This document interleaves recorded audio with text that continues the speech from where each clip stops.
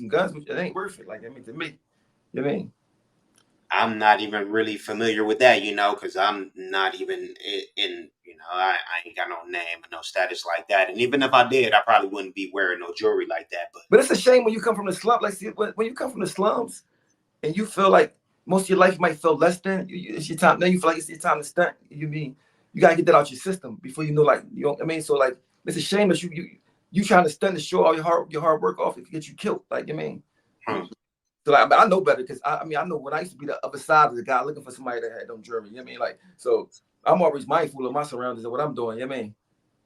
And like you said, for the dudes, for his dad to be involved and like sending, that's just absolutely. He ain't go to trial. The young boy, they says he's not even mental health. He can't even go to trial yet because it's mental health.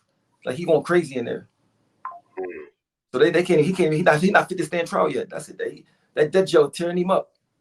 What they call them, the J Cats, 5150. Yeah, the LA shit, man. The first thing I think about LA when I saw Colors, the movie Colors. back when I was a young boy. So that's how LA is. The fuck? I don't think I want to go out there. I mean, that shit like Rocket don't choke and Rocket don't smoke. Yo, that was on that Damon Wayans in that joint, right? Right. Yep. And OG Bobby Johnson. Yeah, OG Bobby Johnson. Yeah, from Deuces, South Central. Movie. Yeah, but see, you gotta go. But to be successful, you gotta go to LA or New York. It seemed like you gotta go to one or the other. You know what I mean? Well, let me bust it, man. The rapscene.com. I'm Frank 5D, the anomaly sworn silently high snobbity. We got a bona fide legend. Y'all see him already. He's a real example of when keeping it real, goes right. Mm-hmm. This dude's legacy has spanned the years of this thing of ours, and there's no way we can't not acknowledge his greatness among the greats. He's one of the purest representations of his city and the region that he comes from. He never holds back, laying it all on the table when it comes to the culture in these interviews. And he drops gems so fast that it might be hard to pick him up. People, Oschino Vasquez, what's up, everybody? What's up, everybody, man? I mean, all I do is try to see. I don't have no secrets. I don't have nothing to be scared to talk about because I don't have nothing to hide. You know what I mean? So, like, I mean, even if it's something painful, something whatever, when somebody got something that got to be politically correct, it's like they're not being real to me. Mm. I mean, even though I know you got to do that for business and all that, I don't got to do that for business. I'm not moving like that. Life's too short to be tiptoeing around for somebody. I mean, like we gonna keep this shit real. Like, I mean, at all times, unless the realness gonna hurt somebody. You know what I mean? Well, that's why everybody gives you your props, man, for the way that you keep it real when you talking and you say that you're not really here to give that advice. But you gotta know that your advice and the lessons that come through. Well, I say it like this. That's what I say. I say, well, I give young people like how I look at it and what happened to me and my experience, but I don't give them advice because a lot of these young people are more advanced than us. You mean? So I wouldn't even want to stand wrong. I said, this how I did it. This what happened to me. You can take that and do what you want to do with it. But because a lot of times people give advice, they act like they got their life so perfectly together. You know what I'm saying? Like shit, I still be messing up. I still be getting mad about shit. You know what I mean? So I don't be like, but sometimes, people listen because I'm older, but I don't like pretend to be this guy that got it all figured out and all perfect and all that. You know what I mean? Because, when you're raised in the ghetto, you raised so wrong that it take you a lifetime to get it right. Mm. You know what I mean? And that's really important, like in this thing of ours, in hip hop, like, the youth always drives it. So if you're not in tune with what's going on, like now, like, and the way, again, just thank you, the way it comes across, like you don't even try to give advice, you just tell your story. Yeah. And the things that come across are things that people can learn from. Like, for sure. You live a crazy damn life in the public eye. And it must be really good. It must feel really good to, have overcome the things that that has happened to you out here. But let me tell you what happens though. This is what happens. Like when you start getting older, see, when you're younger, you think like maybe things have changed for you in your life, first family and all that type of stuff, right? When you start getting older, it's never going to change. This is what it is permanently. And then sometimes it feel like saddening. You know what I mean? Not having the mom, not having the dad, not having none of that shit. Like, I mean, you're like, damn, like I'm never going to, you know what I mean? So of course you feel good about overcoming the odds and beating, whatever, but you still be wanting like the normal shit. Right. I mean, just some normal shit. Like you never had it. Like, I mean, never had it. It's like, so like, sometimes I'll be like, man, I'm trade all that shit just to have some normal shit. I mean, because at the end of the day, family, that's the only thing that really matter. I mean, that's what motivates you to do better. That's what I mean. If nobody don't care about you, it's hard for you to be motivated to do right. I mean, Straight up and down, like, especially coming from you, with things that have been going on, which we'll get into, man.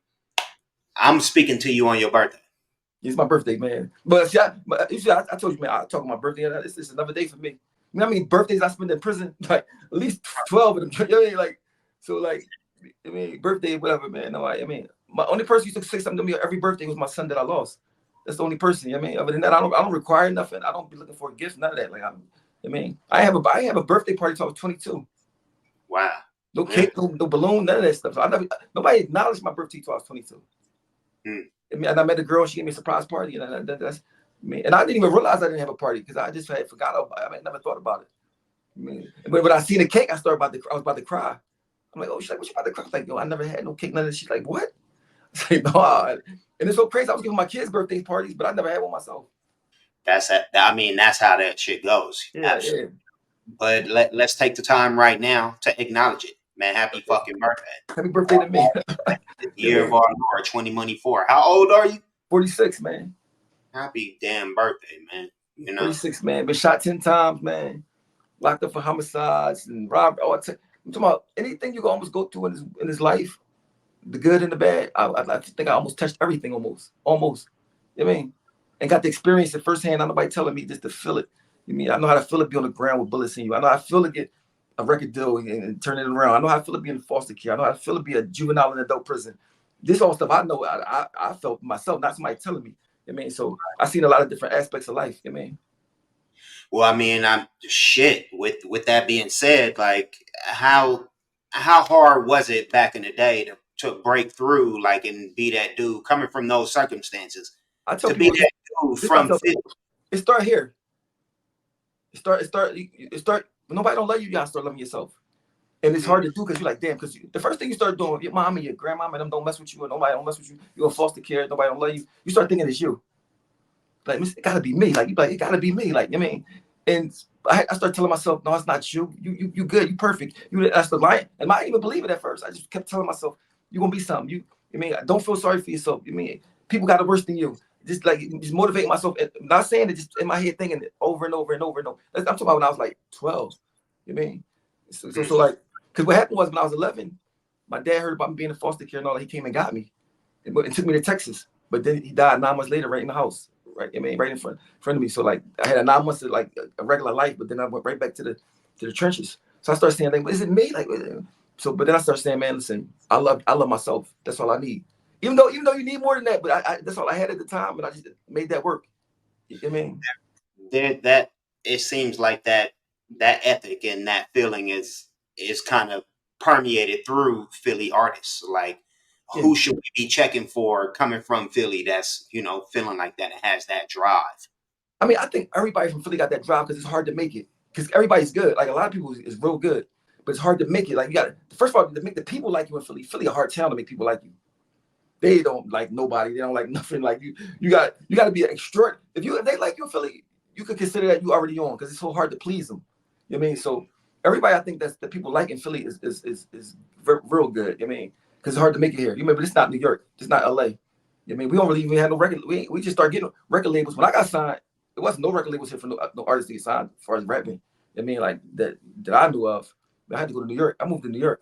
You know what I mean? I knew that when I was 20. I moved to New York when I was 20. I mean, so like I was determined to be something. Even if I wasn't a star, be something, just not a loser. You know what I mean? That was my whole thing. I just don't want to be a loser because I wanted to tell everybody I told you. I mean, so my motivation was my family, not fucking with me. You know, Wow. like I wanted to see me not be a loser. Because I ain't gonna front. When you raised the way I was raised, there's 99% chance you're gonna be just a prison inmate, a loser, nobody, addicted to drugs type. You know what I mean? And that's what they expected of me. So I wanted to do something that they didn't expect. It's amazing that you've done what they didn't expect, as well as doing some of the things that were expected. Like, not that that's a good thing, but Yeah, it I mean, is. but I ain't gonna lie. I made a lot of mistakes. I did a lot of. I mean, everything I learned everything the hard way. Like I was a young boy. Like you could tell me something, I ain't here. I'm gonna try because I really had nothing to lose. So like I would rob a pizza store. I ain't got nothing to lose. I mean, why not? All they're gonna do is take me to jail. I'll be in jail anyway. I'm probably be in jail anyway, most likely anyway. You know what I mean? So like it was like nothing for me to lose. You know what I mean? Well, I'd like to not believe that, and let me round back on that too. But let me bust it to this, because you famously went to New York from Philly, and but you've spoken on getting back on, or of getting on once you went right back to Philly. Yeah. But what my question is, and what I ask damn near every artist that I talk to, where would hip hop have started if it didn't start in New York? Probably Philly. Philly. I would say Philly because Philly close to New York. Mm-hmm. Philly, New York is almost like the same. Like Philly, New York, New Jersey is all like this. You know what I mean? So if even New Jersey, even New Jersey or Philly. I don't have to, not to mean to cut you off, but I say the exact same thing. If anybody can look back in these interviews, I ask everybody this, and I say that exact same thing. Somewhere right ancillary to New York. If a Philly or a DC or a New Jersey did not come up with it, then I don't know where else it would have been. I'm gonna tell you why. You know why? Because it was no cell phones. It was no tablets. It was no internet. So a person from LA might not ever hear nobody in New York rap ever. But a person in Philly could hear word of mouth, could hear like, oh, you heard about somebody. I mean, it could spread that far. But LA, that's a far. That's I mean. So I would say anywhere somewhere in the close vicinity of New York where it would probably be started at. Besides, if it wasn't, it started in New York. You know what I mean? That's what I would say. And if somewhere not like upstate New York, which has the Renaissance going on right now. What region or city is running hip hop right now? I think everybody got a star. Almost every city got a star. You got to remember, you got T Grizzly from Detroit, with Eminem from Detroit. You got Atlanta got probably the most people that's popular. You know what I mean? But LA got a lot of people. But see, LA, people in LA don't even have to. They music don't got to leave LA for them to be a star. Like you could just get platinum in LA. Like you could just be in LA, because I be in LA listening to the radio. I'm like, I don't even know these songs. I don't even know these, but they popping in LA. Like if you ask the average young boy about E40, they won't really know him. They might know him from the movies, but they don't really know his music or nothing like. I mean, not like that. It's like so he don't even got to come over here with his music for him to be a big star, because LA's so big. You know what I mean? But everywhere else, like Kendrick Lamar, if he wasn't from LA, he'd be a good rapper, but he wouldn't be praised how he is now. I mean, but LA pushing, LA behind him. He got LA behind him. That's like having from Philly to Florida riding with you. Like if you had all them states riding with you, like that's how being in LA is. LA like the size of all of them to the whole East Coast. You know what I mean? So like, I'm not saying he's real good. He's super good. But if he wasn't from LA, he would just be like Sahara Prince, or maybe like something like that. Like somebody that's real good, but people don't really give him their props like that. You know what I mean? Interesting. Yeah, we'll definitely round back on that too. But he definitely. No, when I say that, people might think I'm saying he's not good. No, he's good, but the people wouldn't embrace him like LA embraced him. Other places wouldn't embrace him, because there's people just as good as him, but they won't embrace him like that because they only want to hear that kind of stuff. The thinking rap. I mean, they want to hear the dumbed down woo woo woo woo. I mean, but because there's a lot of guys that rap like Kendrick Lamar. I mean, that's super good. That don't get nowhere near the praise because they're not from LA. Like Royce the 5'9", like I mean, the first one who comes to mind is D Smoke.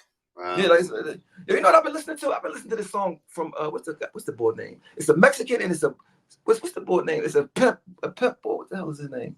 What's the pimp rapper from LA? Sweet, Sugar Sweet. What the hell is his name? Oh man, if I gotta look it up, man, because I listen to this song every day. I'm like this thing. The stuff they say in this song, you could never say this in no song on the East Coast. He talking about pimping, about smacking the girl on the ground, and I said this, but it's still hot though. It's a Mexican, and it's a boy. You don't know Sweetwater? I think his name Sweetwater or something. Is he a pimp boy that be rapping? I'm sure I know what you're talking about. It's just not striking right now. I'm about to find it. I'm listening to it like, yo, the song got me hooked crazy. Like, because LA got a different sound. Well, running back to Philly, and off topic too. Philly is a huge boxing town, and you love the sport. I love boxing. Science, yes, we know this. You had a lot to say about the Haney versus Garcia fight. Mm-hmm. How do you feel about it, knowing what we know now? I think that might have made him hit harder maybe. Frank Garcia already hit hard, but the technique that he had, I think he would do it again, even if no matter what. Because he made it look too easy. But I could be wrong, of course. But I just feel like Haney would know. I mean, I like Haney. Don't get it wrong. But Garcia, he can fight. See, he fought Tank and Tank beat him up. Tank beat everybody up. You know what I mean? But Garcia could fight. But I didn't think Garcia would beat Haney though. So, but maybe if they fight again, it'll answer all the questions. But Haney don't want to fight him again. No, Because if I take the same thing that Ryan Garcia took, the drugs, whatever he supposed to took, I can't beat Devin Haney. I mean, you can't beat Devin Haney if you took the same thing. You also wouldn't be like let's fight again. You also would say no. I'm a different kind of. I would want revenge. Remember when Margarita did the Cotto? Right. Yeah. The hands? And Cotto said, "I need to fight you again, bro." And Cotto whooped his ass the next time. I forgot about that. Yeah. But remember, because he beat Cotto, he had the wraps in his hand. Beat Cotto to death. Then Cotto fought him again and killed him. You know what I mean? But what I'm saying, like we got this boxer named Ennis Boots. Like he's the upcoming star of boxing. Like, he trying to fight Terence Crawford. He's from Philly. He's from Philly. He's a young guy. He like 25. He's trying to fight Terence Crawford. You know what I mean? He's like 28-0 or something like that. You know what I mean? He's nasty, nice. You know what I mean?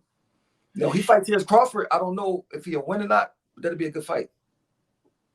If there was any boxer that you could relate or compare your style to, coming from Philly, like Philly boxer, Philly rapper, who would it be? Probably Smoking Joe Frazier. Because Joe Frazier was like an underdog. He beat Muhammad Ali. You mean nobody talking about? You mean he beat Muhammad Ali and Muhammad Ali prime? You mean, and he's from North Philly, where I'm from. And I used to see him when I was growing up. I used to see him. You would see him just like out in the streets with the people. You know what I mean? So I would say Smoking Joe. You know what I mean? Joe. But my favorite boxer is Floyd Mayweather. I can't lie. You know what? I think Mayweather just shows excellence. Like not to ever lose. 50 fights to me is like you got to give him his props. Who was his hardest fight? The Puerto Rican guy.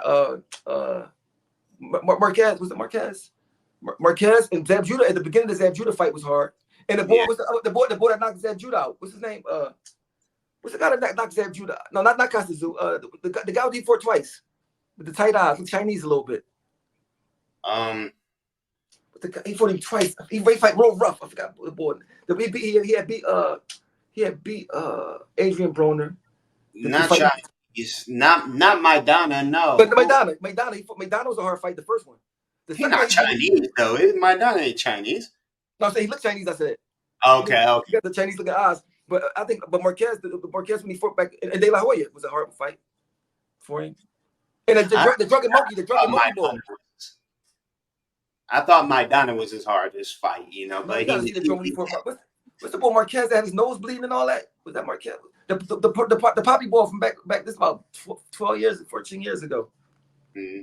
He fought the boy twice because the first time they said he wasn't supposed to win, so he tried to fight him again. But Mayweather fought all champions since 20 years. He's been fighting all champions. He didn't beat Pacquiao, Cotto, Canelo. Like a lot of people would argue that those were wash fights though. That he knew that everybody knew that he was going to win those fights. You know why they knew he was going to win the fights? Because he's great. Listen, when he beat Arturo Gatti, I was at that fight. People was because it was in Atlantic City and Arturo Gatti from Atlantic City. I bet 15,000 to somebody sitting next to me. No odds and nothing. They just thought that he was going to beat Mayweather. I mean, because people want to see Mayweather lose so bad that they just. My thing is when he beat Canelo, he made Canelo like his little brother. I mean, Canelo was knocking everybody out. Yeah, he was. Yeah. Every time he beat somebody, they make an excuse for it. No, he was too young, or he was too old. Man, but these same people that's undefeated, 30-0, and I think, man, he just. And mind you, not only do he beat him, he don't have a scratch on him. Well, I kind of remember Mayweather almost sunning Canelo for about 5 years on his undercard, on his undercard. Yeah. Let him fight on his undercard. But no, Canelo is a powerhouse. You're not telling me now. Canelo is a. Listen, you know what fight I want to see right now? I want to see Mayweather and Tank fight. I still would bet my money on Mayweather. I mean, really? Yeah, I would too. Like, who Anybody who wouldn't? bet Like, against him is a on that fight. On that fight, I would suggest people don't even bet. But I would you'll bet get on a Mayweather. huge over under though. I mean, if you want to put that up, You gotta remember, Tank is never going to be able to hit him. I believe that. It don't matter Yeah. how hard you hit if you're not hitting him, and he's hitting you. I mean, Especially how hard Tank be trying to swing, like just trying to take your head off, whatever. Yeah. he can beat Tank right now Mm-hmm. as an old man. I mean, I was in Vegas. When I was in Vegas, I seen Mayweather leaving the nightclub. He said, "Don't drink and smoke or nothing," right? Then he left the nightclub and was jogging. He jogged home. Like all his clothes on from the club. He just the Rolls Royce following him. He jogging down down the strip to go home. Still training. He retired. I said, "This nigga still training." Like, you stay ready. You don't gotta get ready. Switching gears the other way around.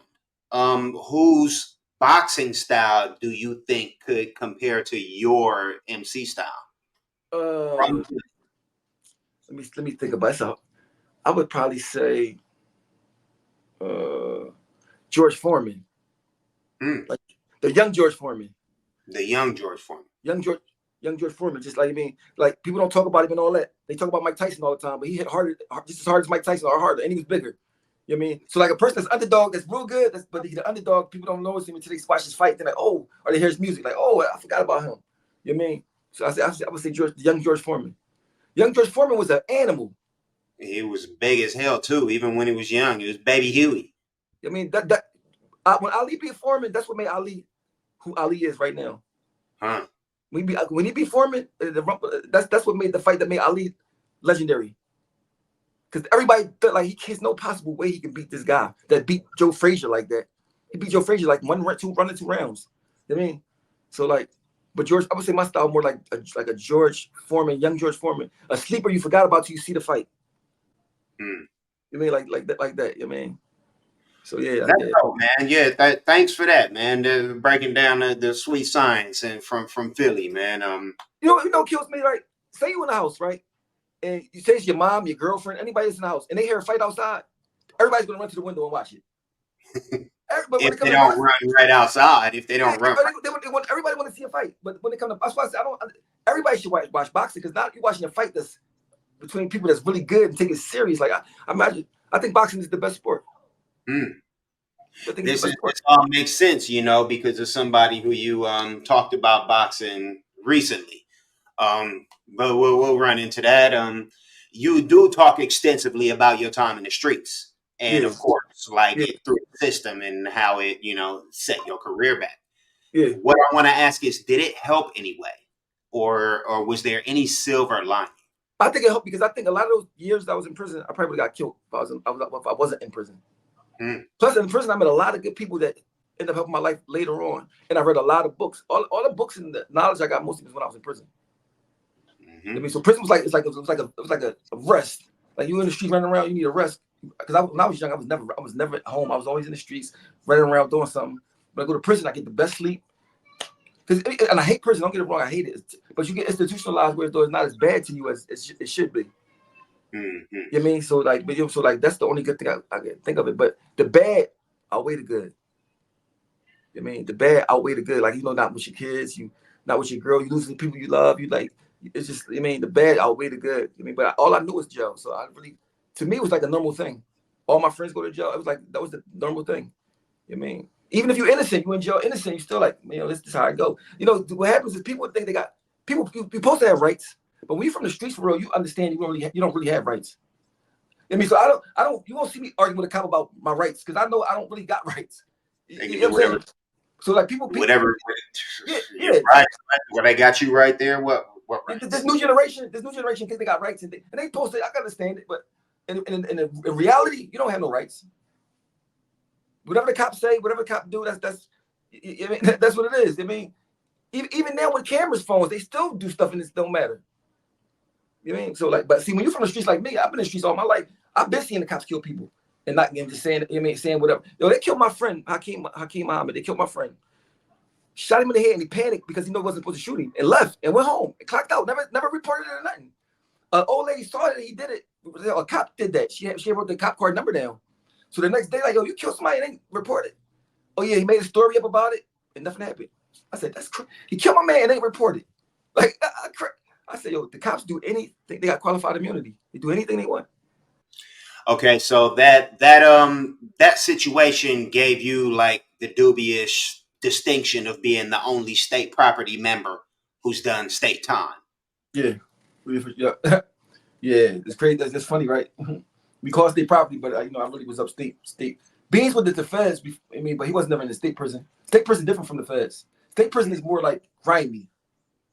People go there for rape. Like, you see in prison in Philly, to go to the feds, you usually have to do like a crime that's involving a lot of money or a lot of drugs or something like that, or maybe a bank robbery.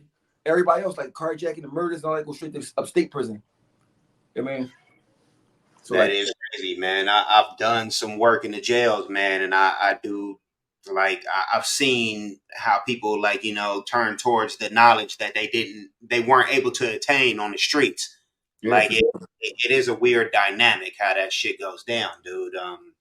Man, I was reading. What I used to do every Thursday, I would take out a biography and read a biography. Like I used to read a lot of biographies, a lot about history, a lot about the world wars, 1 and 2, Civil War, Revolutionary War. Stuff like that, stuff I would have did on the streets. Even I was learning how to do sign language. Like, you know what I mean? So like, yeah. Like when I'm in prison, my mindset switched to learning. That's how it does. Also that survival instinct kicks in. Like break down watching the Crew on fucking Saturday Night Live, knowing you should be there. See, my life always been difficult. So like when difficult things happen, I just understand that that's how nothing's supposed to be easy for me. Like it's like nothing never was easy. Like it's always something. Mind you, not only am I supposed to be there, I'm innocent in prison for something I ain't do. 100% innocent. I mean, so like when you locked up for something you ain't do, the pain of that is like no other. That's when they trying to get a death penalty. I mean, like I used to ask God, like, why are you doing this to me, man? You know what I mean? So like. So what it does is make when so now when I go to say I go through something small like maybe arguing with somebody or it's not a big deal to me. But you go through some real major shit, like everything else be like not a big deal. Yeah, I mean, I'm a little bit familiar with that, not on the same scale, but that is fucking nuts doing innocent time. Do you feel in any way, like in hindsight, that it was maybe a payment or penance for things that you might not have done prior to that situation? I think that I was been getting punished for the sins of my father, maybe. Because I started getting punished like and going to foster homes and getting took away from my family and having the heart since before I ever did anything wrong. You know what I mean? Like I was in 3 foster homes. I'm in adult prison at 16. I was really like forced to do the stuff I was doing. Like because all my crimes was usually robberies and selling drugs at the beginning. For trying to survive. It wasn't like I would just do. You know what I mean? So, but I feel like I was paying for the sins of my father because like it got to be because I started getting punished before I did anything wrong, or maybe a past life. You know what I mean? But the same, what I always do is say, damn, I know people that got life that's way harder than mine. So I think about them and say, I don't have no right to complain. I had a cellie named Hassan Mayhew. He was in jail since he was 14. He just got out like 10 months last year. He was in jail for 28 years and some months. I mean, straight through. So like when I think about him, I'm like, well, how can I complain? I mean, at least I did come out here and get to have some fun with the bad. I had some good. He had strict prison. I mean, but he out now. I mean, he got an interview. Him got an interview coming up on Say Cheese. We just did a Say Cheese, John. So if everybody see, I mean, let them know how real it is in Pennsylvania. Pennsylvania had the most juveniles doing life than anywhere in the world. The whole world. Come on, you go to jail. People have been in jail since 1952. Fell 15 years old. Yeah, man, that's crazy. Pennsylvania will sit you in jail so long. Like if you got 30 years in prison, upstate in prison in Pennsylvania, that's not long. People like, you only got 30 years in, that ain't nothing. I mean, that ain't nothing. That is nothing. Don't they got that OG like the Eastern State, the Eastern State prison? Like that was notorious. It was one of the first ones. It's in North Philly. Yeah. Yeah, that's nuts. They had the Halloween thing every year there. Oh shit! Yeah, right. Yeah, it's supposed to be haunted, and Al Capone was there. Well, yeah, but back then in prison you couldn't talk. You wasn't allowed to talk. Like I mean, that's where penitentiary come from. Penance. You couldn't talk. You had to just, and you leave out your cell. You have to put a mask on your head so you don't even know where you at. I mean, it was different. And I think it was the Quakers or somebody like that ran the prison. Excuse me. I think it was the Oh, Quakers or somebody. It was wow, some. really? Yeah, like because I love history, man. That's I a love, that's a whole nother conversation. Yeah. I did my DNA thing and did my ancestors and went all the way back, and it was like crazy finding out the stuff I found out. I did a DNA with ancestry. Found the brother I didn't even know about ever that lived 30 minutes from me. Wow. I mean, so but then I found that my grandpa family owned my grandma family. So my grandpa and my grandpa, that's why they moved to Philly. I don't know if they were supposed to mess with each other. I don't know how it went, but they was in North Carolina. I mean, and my grandma family, she black. So my grandpa is not all the way black. So Hmm. I could trace his roots all the way back to 1790. My grandma's going to stop at her. I can't find nothing. No, because she was slave. Her dad and grandpa was slaves, and like they don't got no type of records, no nothing. My grandma. How does that hit you when you figured? How do you deal with figuring that out? I mean, it's like it's just making you feel like how treacherous the slavery thing was, man. It was treacherous. I mean, taking somebody from their family as a kid, or raping somebody's wife and they can't do nothing about it, or killing somebody they can't do nothing about it, maiming them like because they making them work for you for free, and they get reaping all the benefits even to this day. It's the most appalling thing in history that I think ever in history. Slavery was the worst thing ever because I read about the Nazis and the Holocaust, right? But the Holocaust only lasted a couple years. And not only that, the Holocaust, they had to wear the Star of David because they couldn't tell them apart. A black Right. person come, he black. Like, we just had it hard everywhere, every state, every country, everywhere. I was like, yo, that's why I know we strong. We the strongest. Yeah, I mean, you also got to put shit in context. Like if we really like condemning slavery and we really on that, we got to look at these places like Dubai, like like Saudi that are really fucking still implementing these what legal representations and systems of slavery. The shit's still going on to But today. only thing is like it's not the same though. That slavery was that. I read a book called Before the Mayflower, right? And when Before the Mayflower. that Arthur just died too. That book changed my life. I was 16 when I read it. I heard about slavery, but I never knew what I just didn't know what it was. I didn't know if it really happened. When I read the book, couldn't believe what I was reading. I mean, then I started reading books like they take a slave baby, and use them as alligator bait so they can catch the alligators.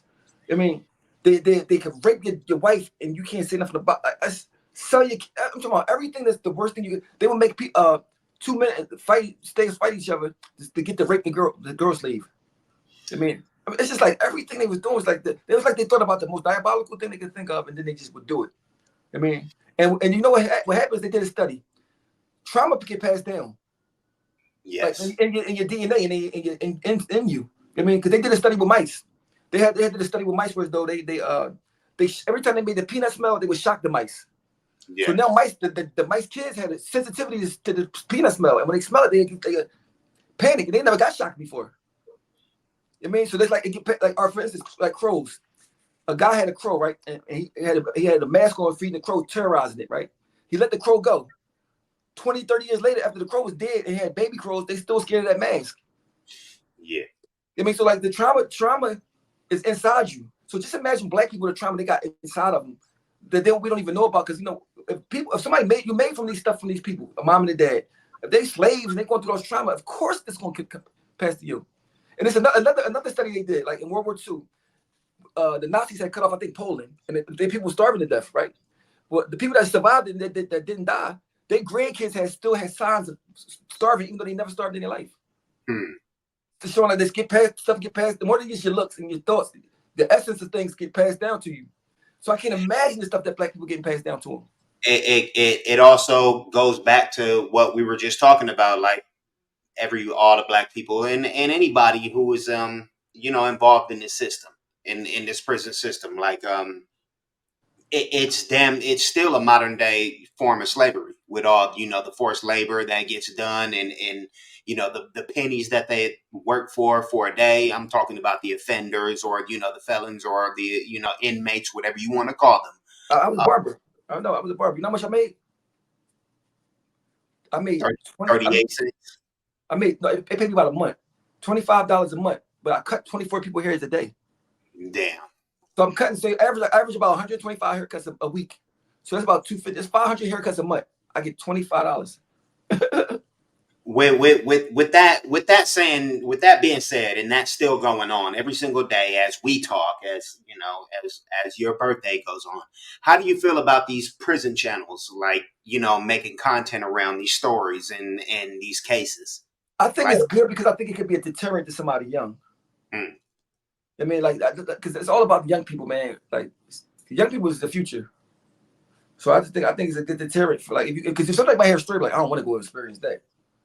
You know what I do mean? you not feel that it's twisted in a way? Because, like, say like the 1090 Jakes of the world, like, you know, that only Yeah, attack people's paperwork and the snitching aspect and that, all that's that. that's that's that's that's different. That's like not really. That's just like somebody just trying to be like a what they call them culture vulture, boy, just trying to be in a mix and trying to be like. So Yeah. like I've been noticing like a lot of Africans from Africa been talking bad about Black Americans, right? People always talk, but like everybody want to be like us. Everybody want to rap like us, dress like us. Everybody. I mean, we the trendsetters of the world, right? And we came from the worst thing. We came from slavery. If you're in America, most likely probably was a descendant of a slave, most likely. I mean, we started with nothing. We made rap out from nothing, just beating on the table. We the shit. Mm. Yeah, and nobody can tell me no different. Yeah, I mean, and I'm not knocking nobody else with racist. I'm too smart to be racist. I mean, a person that's racist is a person that's not smart. Because if you got a brain, you know every person is different. Every person. You can never lump everybody in one thing. If you do, you know, it's like a black cat saying I don't like white cats, or a white cat saying I don't like black cats. It sounds so stupid if the cats can say that, but we do it all the time. I mean, but it'll be us. It'll be like other way around. But I start thinking, why do they hate us so much? Maybe they know something about us that we don't even know. You know, if cats could actually rationally talk, I think they'd find some fucking way to disagree with each other. To say, like, for some reason, black cats, I don't like them because they get to blend in with the darkness or whatnot. I Yeah, think they'd I find a understand. way to actually fucking disagree with each other. If they disagree, I don't think it would be disagreement just saying just strictly because you're black. It'd probably be a disagreement about something else because only an ignorant person would hate somebody because of they race. Mm-hmm. I mean, I met a guy that was in jail with me that had a swastika on his arm, right? So a big guy. I cut his hair one time. I'm like, damn, you got the swastika? I automatically thought he was a Nazi and all that, right? When he told me, he said, oh, I got this when I was 17 on the farmhouse with my friends. I've been in jail 30 years around all black people. When he talk, he sound black. He said, you know how many times I had to explain this Nazi shit, man, going through that? I don't even believe in none of this. But if I would have just judged him by looking at him, I would never thought that he was how he was. You know, I said, damn, you can't never judge a book by its cover for real. Yeah. But they do it to us all the time. They don't even look at us as humans sometimes. I struggled to do it myself, you know, with seeing these same people who had, you know, swastikas all up in I mean, don't get it wrong. Sometimes the cover matched the book. But you can't. Well, I mean, go in that vein. What would Oschino be doing if he wasn't making music? If he never got into making music, Probably be in what would he prison. be doing? Probably be in prison. Music saved my life. I would probably be in prison painting. Because I just found out I could paint 5 years ago. I never knew I could paint. You know what I mean? So I probably would have been in prison painting and trying to school younger inmates. But whatever I would be, I'm pretty sure I would be like happy. Hey, Because happy is a way. Like I'm not happy every day. Because before my son passed away, I was happy. But you can make yourself happy. Just tell yourself you're happy. You can just will yourself to be happy. I mean, so like, and it's hard to take practice, but I will be in prison. I will be happy because I know no matter what your life you're going through, somebody got it worse. people should understand, like, let me say, I don't agree with it's that hard because people tell themselves that they are not happy every single day and it works the exact same fucking way. So all Yeah. you got to do is kind of switch that shit and your mind will kind of, you know, adapt to what you're telling it and Bro, what you feel. The power of this motherfucker that we have in here is so crazy. in 1998, right? I used to tell my friends, like, yo, I'm going to get signed by Jay-Z, watch. They're like, nigga, you don't even know Jay-Z. Like, but I used to really believe it in my head. I really believe it. I'm like, they're like, man, you don't even know. Jay-Z was a star. You ain't going to bet. It's like saying you get signed by Michael Jackson. But I kept saying it, and I believed it, and the shit really happened. And my friends like, oh, how the fuck did you call that? How did you do that? I said, I don't know. I just guess I willed it. I don't know. I can't believe how smoothly the conversation is flowing. That was my exact same next note. You told people verbatim, you told people that you were going to get signed by Jay-Z. Then you famously got signed by Jay. That wasn't just in your mind. You knew that was going to happen. And I believed it. And then, listen, when I used to rap in the mirror, I used to practice like I was rapping for him. I mean, because I knew I was like, I'm a C-boy somewhere, and wherever he at, I'm a rap for him. I don't care where he at. Like, and what is it? Opportunity plus preparation equals. Yep, success. I mean, opportunity plus preparation equals success. Yo, it was so crazy because I got shot in '97. I got signed in '99. So two years before I got signed, I was this close to dying, like this close to dying, right? And so I started rapping right after that, and I got signed within 21 months. To a major record label with and back then everybody was trying to get signed to Rockefeller, so it was hard to do. You know what I mean? But once I did that, I started believing I could do anything. I started saying, there's nothing you could tell me I couldn't do. Before that, I wasn't sure. But after that, I was like, and then once you start believing you can do anything, you start doing anything. That's what those type of accomplishments will instill in yourself. Like, it's not just you telling yourself, it's the external things that'll happen to you, what you worked for, the things that you put to grind in for, and they fucking happen. And I just turned 21. I turned 21 August 2nd. I got signed August 21st.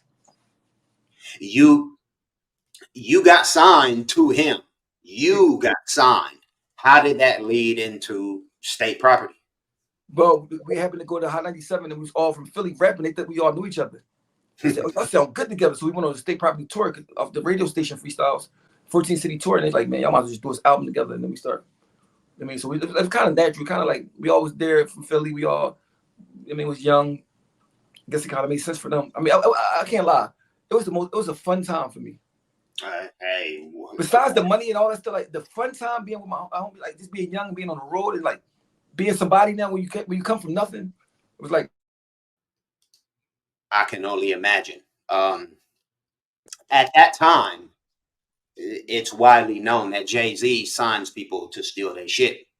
What did he steal from you? All type of stuff, bro. But this is the thing. I want to say this before I say it. I want to say this. He's still my second favorite rapper. I don't even really like Jay-Z, right? But when it comes to his raps, even if he steal your stuff, he gonna steal your stuff and make it better. But he won't steal your stuff. I mean, but see, I could differentiate words though. He definitely is still. He steal everybody's stuff, right? But he'll be good without stealing. I mean, but he's just stealing because he just can steal. He got a good idea. He can take your idea and say it first, and everybody gonna think you probably stole it from him. I mean, so Jay-Z my second favorite rapper after Biggie. I mean, because he might be a genius, an evil genius. I mean, but I think Jay-Z might be a genius, bro. Stealing, but he do steal a lot of people's stuff. I mean, but okay. So, original question: what did he steal from you? All type of lines and all type of like. If you listen to Hot 97, I had a boxing joint. He did lyrical exercise.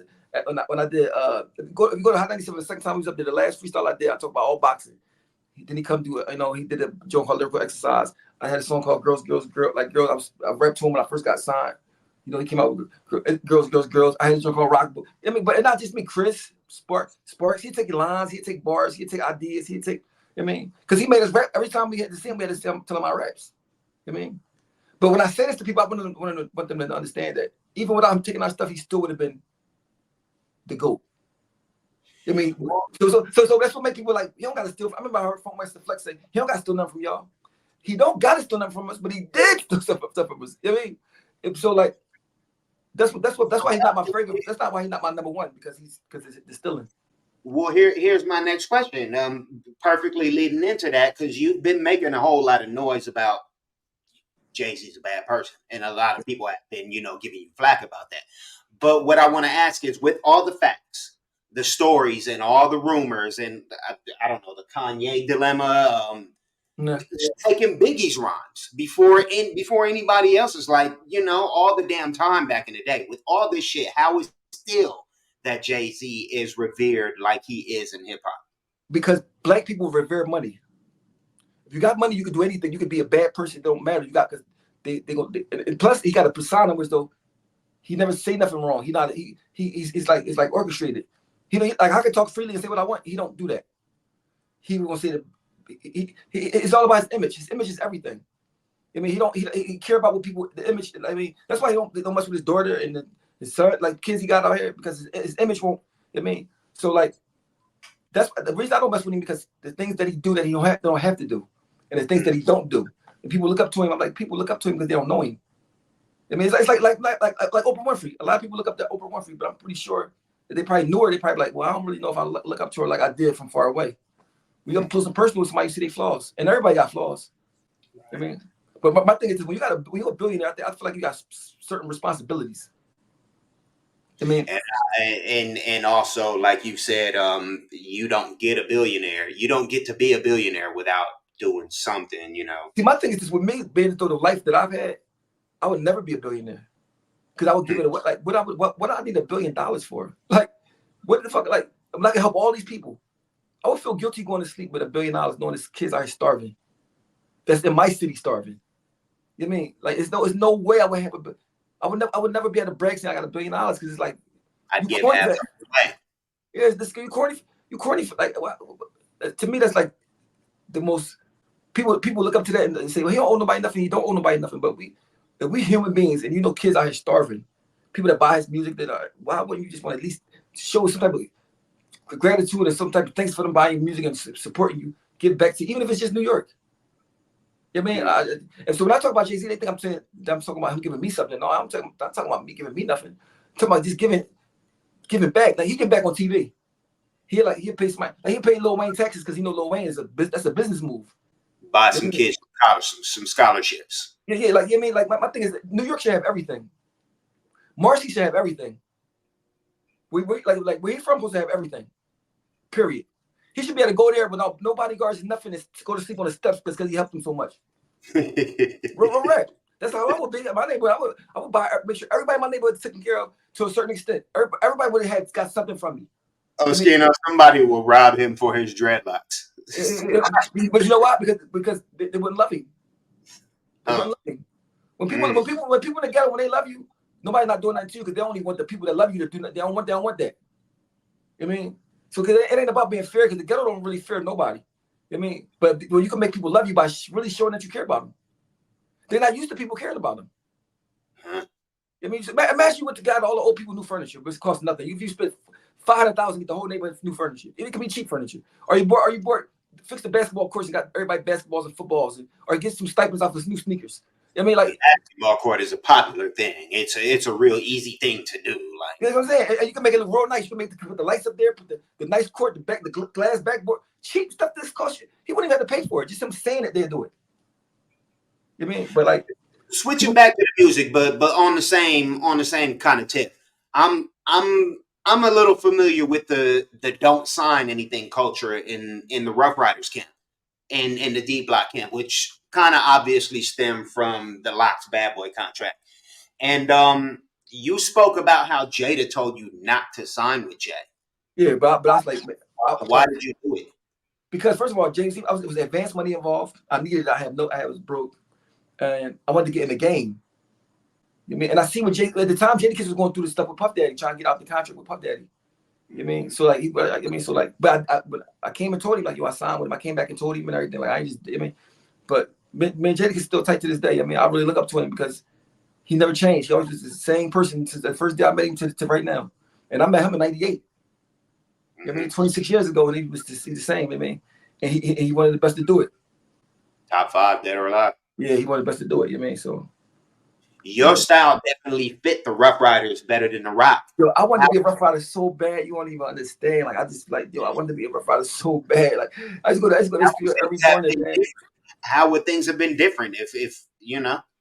I don't know if it would. Maybe it would probably be the same. Maybe I think Rockefeller thing was a longer run though, because Rough Riders kind of fell out at the Rockefeller. Even when he broke up, we was so famous, we didn't even need that no more. We just was like still like, you know what I mean? But like Rough Riders went away kind of fast. Like once DMX started falling off, like, I mean, it was like, but at the time when it was on though, oh my, I used to wear Rough Riders shirts every day. Like I was signed to them in my head. Like in my head, I was signed to them. You know what I mean? DNY, I wanted to be with them. DMX style and the ruggedness. I just.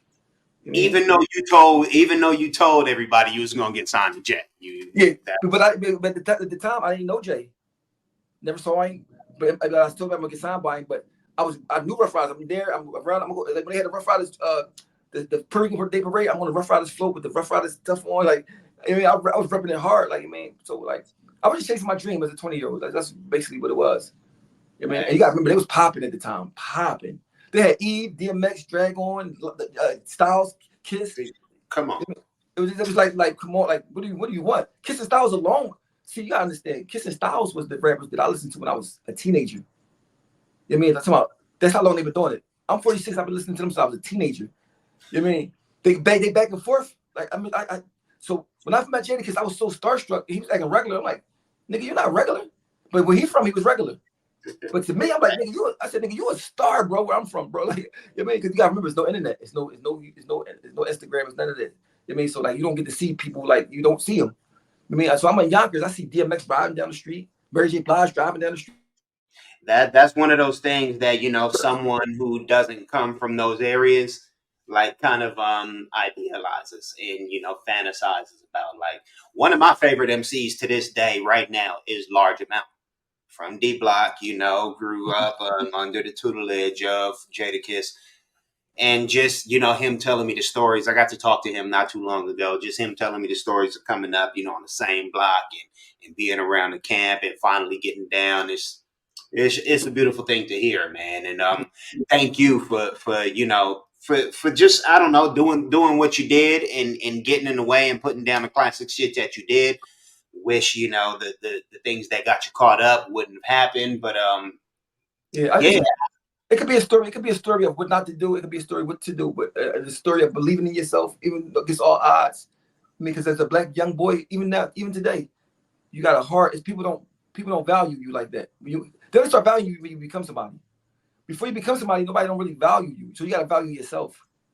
I mean, and carry yourself that you know you worth. But it's hard to know your worth when nobody values you.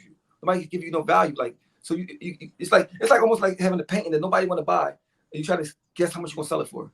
Like, nobody, and everybody you see don't like it. So you're like, maybe I can sell it for $10, not knowing it's worth $1 million. You know, believe it or not, the rap scene goes through a lot of that. So thank you for joining again right here, Oschino. Most Sure, man. definitely. You recently spoke about not ever wanting to go mainstream or crossing over. Do you feel like state property took you there? No, I never see. I never looked at myself as a person like a star, nothing like that.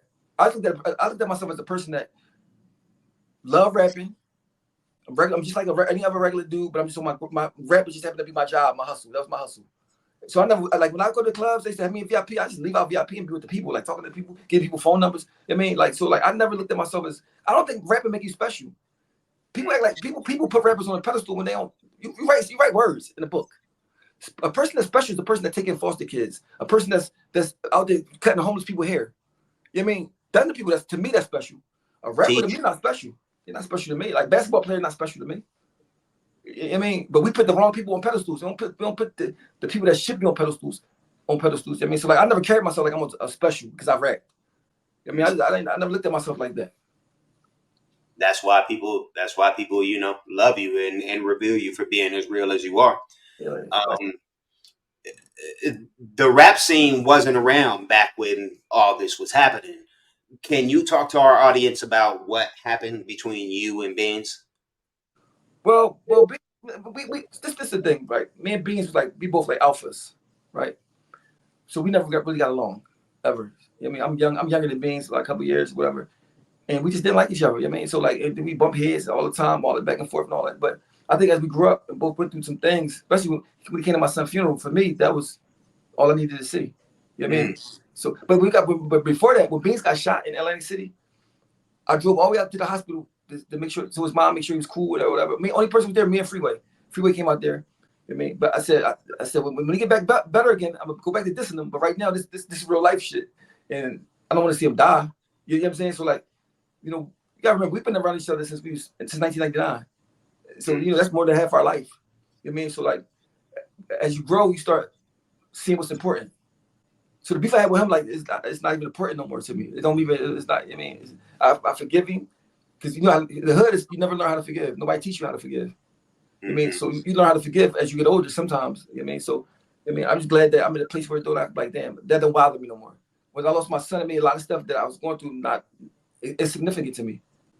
Put a lot of shit in perspective. Yeah, like I'm like, oh, this shit, I ain't. Then when I seen, mind you, I didn't think in a million years, if he didn't come to myself, I wouldn't even been, I wouldn't even thought about it. Like I just didn't. I mean, because we've been going back and forth so much. I'm like, when I saw him, I'm like, everything went away. All the years of everything just melted away right then. Word I mean, up. even if we're not perfect best friends, nothing like, I don't have no problem with him because of that. At least I respected that so much, man. Like I couldn't. It was like I couldn't believe it. You know what I mean? I really couldn't.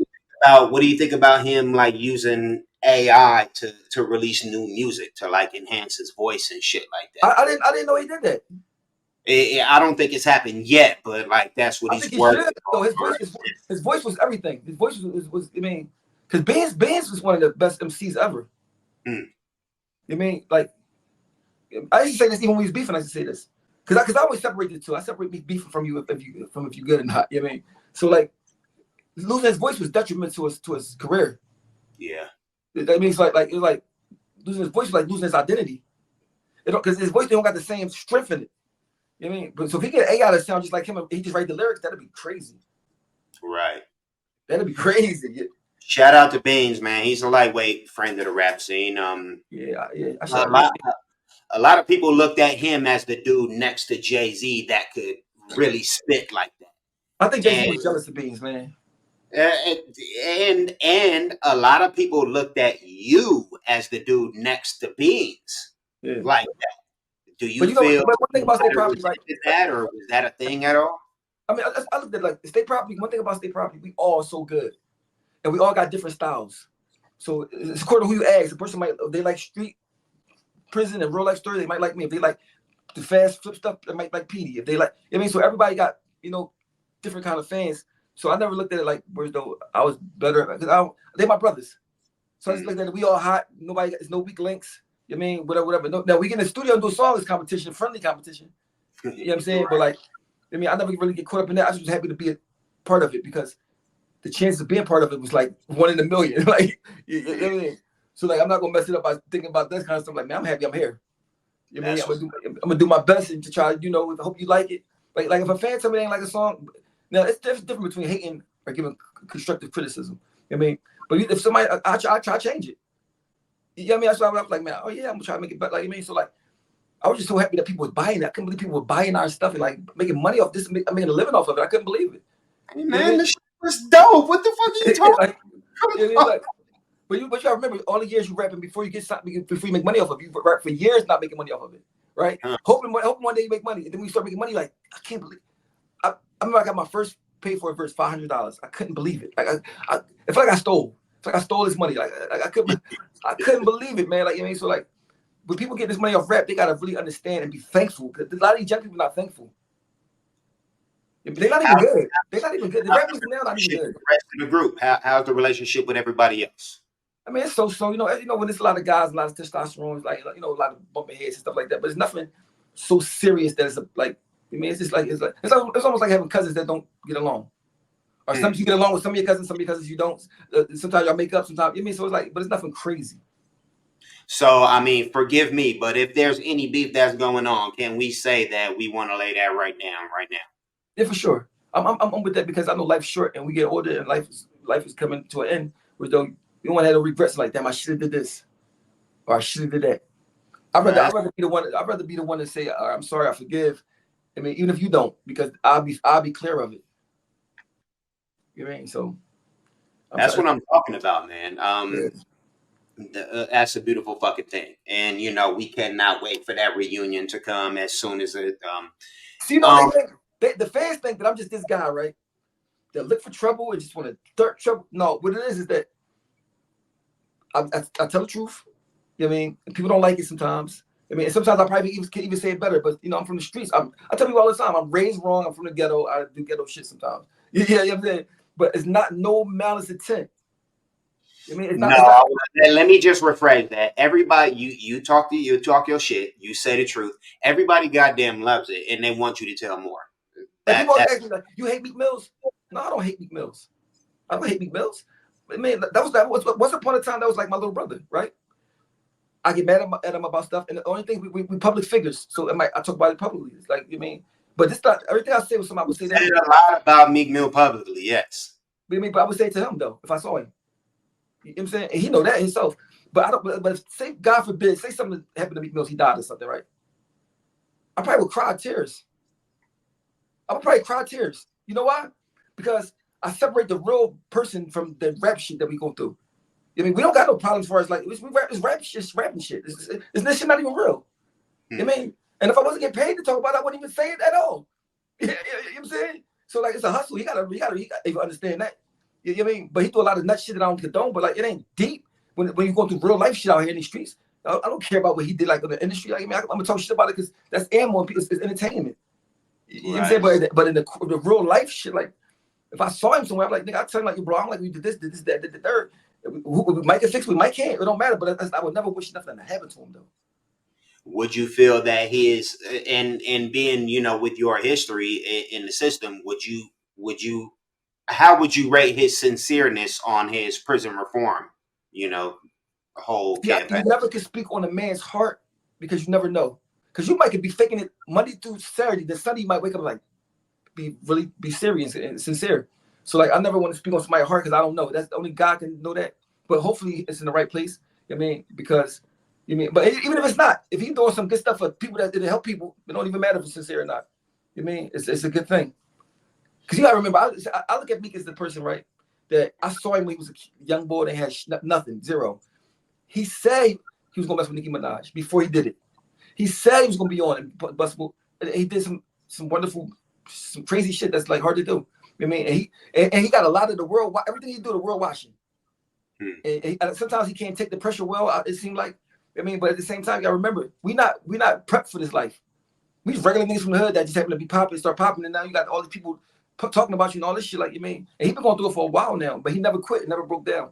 You mean, and mind you, I still don't really bang with him like that. I mean, but it's not all like malice. It's just like you did some shit wrong. I can tell you I don't like you, or I don't like what you're doing right now. But it's not like no shit like no real life street shit. I mean, it ain't no shit like that.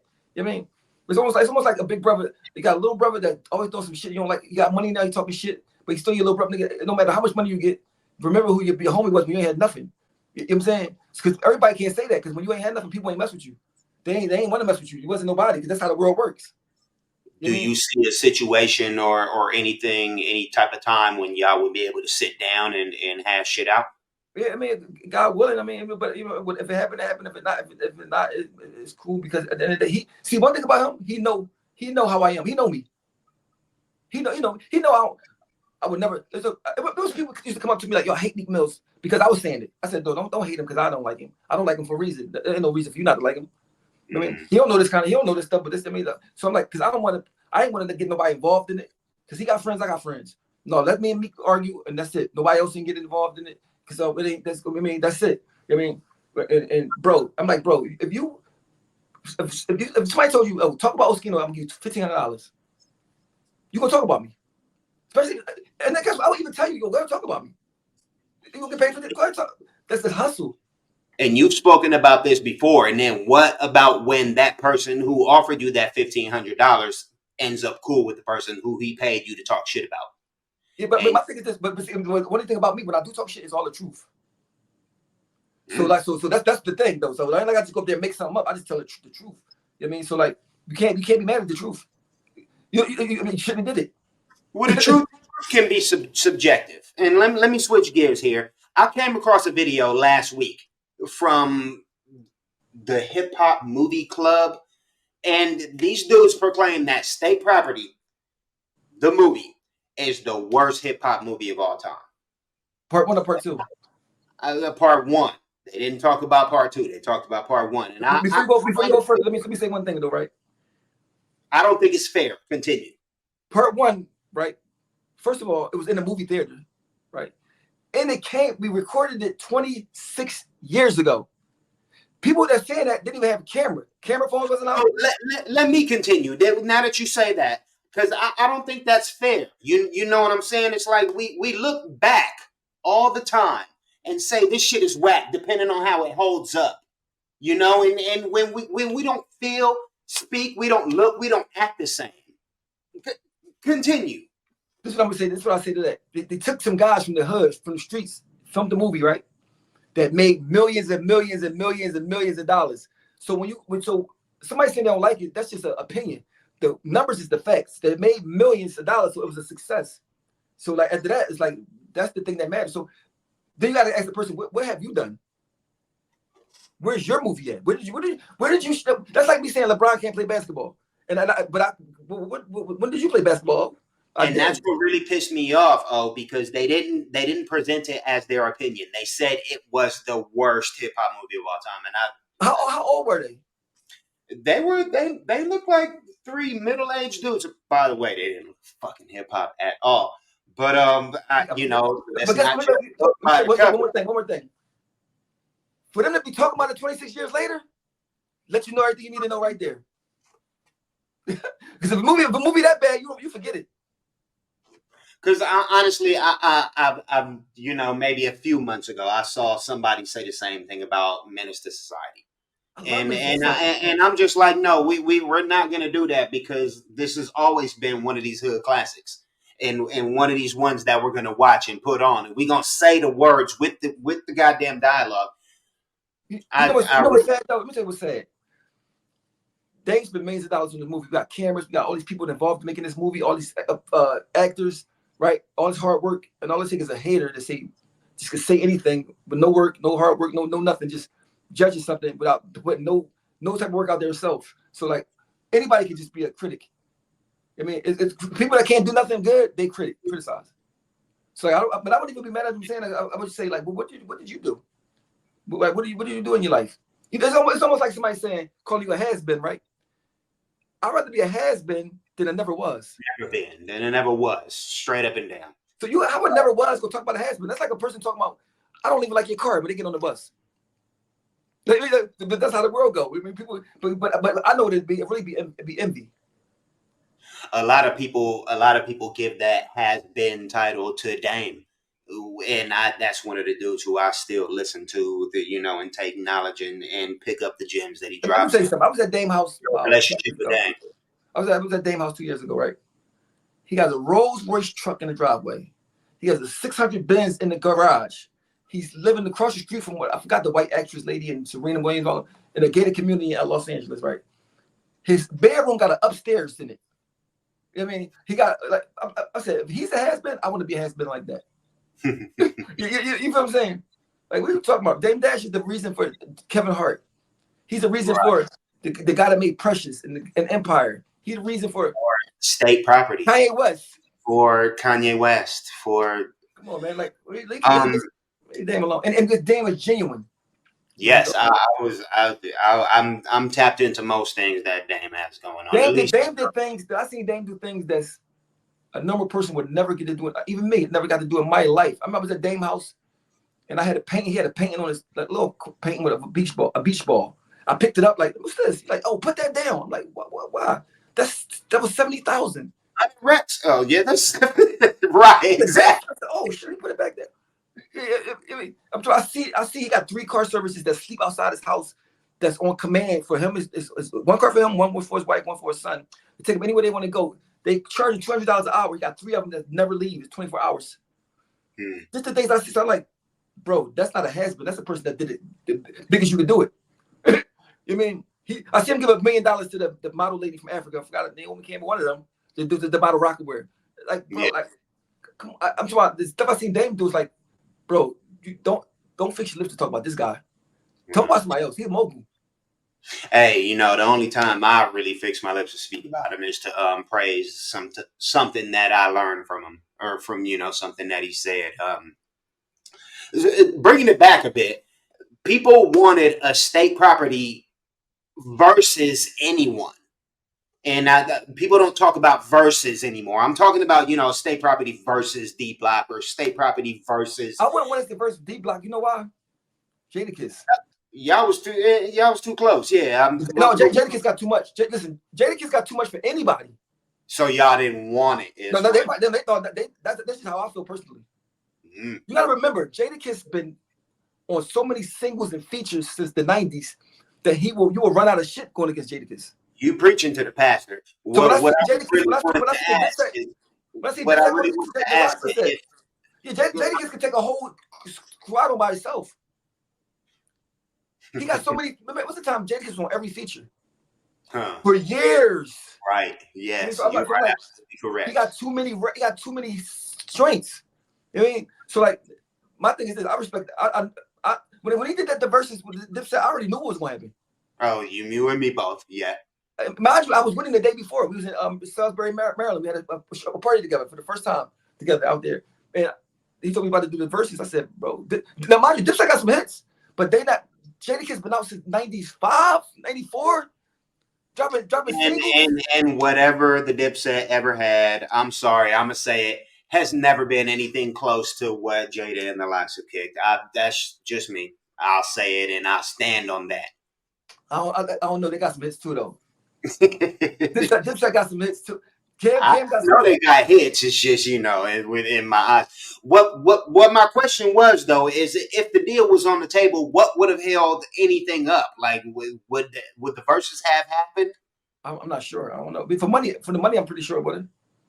But Hmm. it's like, but you know, once Kiss did it with Dipset, was no need for them to do that with nobody else. I mean, so like, I don't know who they probably would go against, but but I think as far as raps, just straight raps, not too many people can fuck with Stay Probably. Yeah, Jadakiss just a special person. He's just different. you're right. He just a person that been rapping his whole life.